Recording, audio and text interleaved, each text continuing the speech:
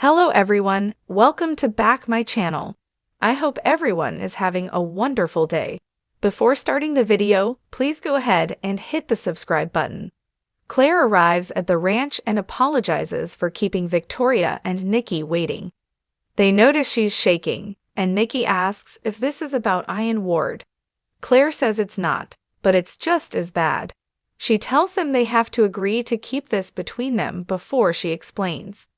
They agree, and Claire says Jordan has escaped prison. She's there in Geno City, and she just spoke to her face-to-face. Nikki has to tell Victor. Claire tells her she can't. Victoria says they'll wait, and Nikki apologizes.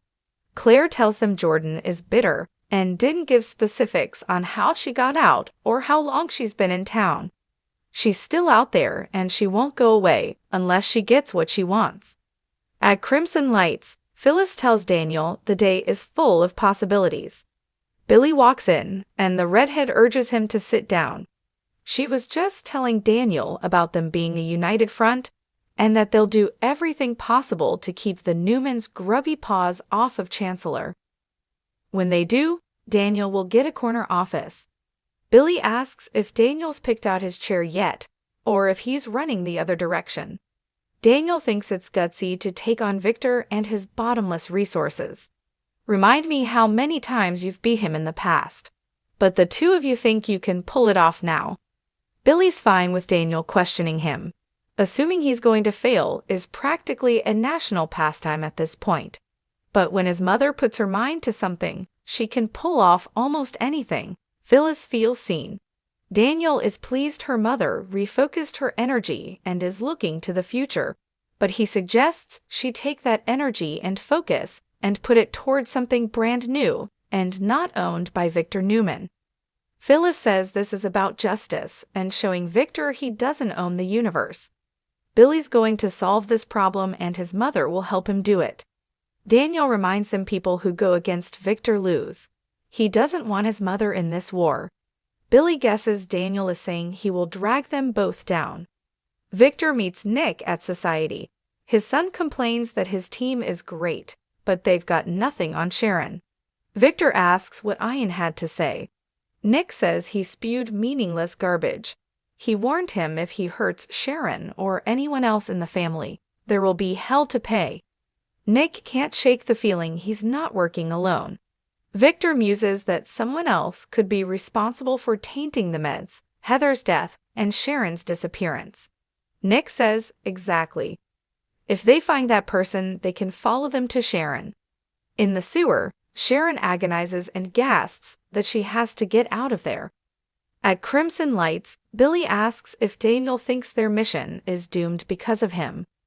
Daniel can't say, but it's his fight, not Phyllis. Billy says his mother is indispensable and will be rewarded. Daniel points out, if you win. He thinks his mom should put her energy into something reasonable. Phyllis says they can do this. Daniel reminds her Billy iced her out once before. Billy says he's right, but that's when Jill gave him an ultimatum. He thought he could trust his mother, but in the end he lost it all. Daniel doesn't see the logic in going after Victor.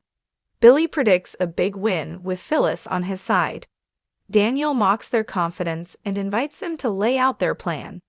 Billy isn't willing to share it right now. At Society, Victor thinks Nick is right about Ian working with someone. They have to be on the lookout for another person or even more. Victor says time is running out. At the ranch, Nikki and Victoria are stunned that Claire didn't call the police. Claire says it's because of what Jordan said to her. She came back for me. Victoria says she can never hurt her again. Nikki agrees. She will never have the chance. Claire says it wasn't just a threat. It was more complicated. Pain, loneliness. She told her how much it meant to see her again. Victoria gasps, "You did what?" Nikki tells Claire that no matter what Jordan said, Victoria interrupts to say she must have committed another crime. Claire wants to tell them everything first. She tells them that the prison confirmed she was still there, and that Jordan implied that someone had taken her place. Nikki holds her head. This is insanity. She asks Claire how she ran into her. Claire says she followed her to the overlook from the coffee shop. Victoria finds this to be such a dangerous choice. Claire says she couldn't lose her. She told Jordan she didn't fit in with the family, and she was the only one who could understand her. Her instincts kicked in, and she told her what she wanted to hear. I lied.